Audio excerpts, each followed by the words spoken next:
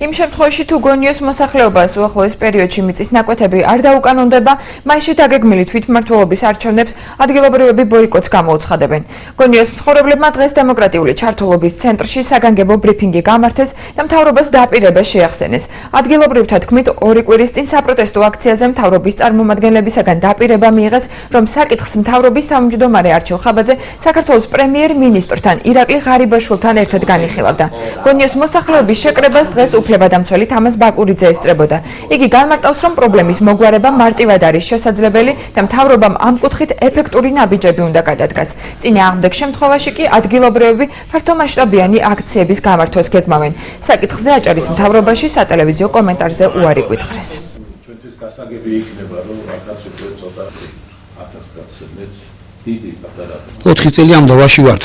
პროტესტი აქციებს ვაკეთებთ, ვამზადებთ, ვემზადებოდით, ყველას მიმართეთ სახალხო დამცველსაც, სულ ყველას, მაგრამ პასუხი დადებითი არ მოგვივიდა. ახლა იძულებული ვართ ჩვენ ესე იგი მიმართოთ ყველანაირ ღონისძიებას. გადაწყვეტილი გვაქვს რომ ესე იგი ხიდგალმა დაჟე ესე იგი ბოიკოტი გამოუცხადოთ არჩევნებს. თუ ესე იგი დადებითი პასუხი ვერ მივიღეთ ჩვენ ხელისუფლებისაგან.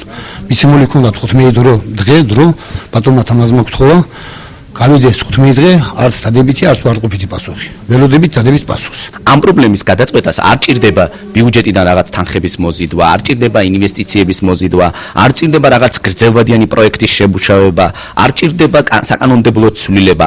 მხოლოდ და მხოლოდ საჭიროა ხელისუფლების, უმაღლესი ხელისუფლების პოლიტიკური ნება. ერთხელ და სამუდამოდ ის, რაც მიხეილ სააკაშვილმა ჯერ აჩუქა და მერე წაართვა, დაუბრუნონ და ამ ოჯახების მიმართ აღდგეს სამართლიანობა.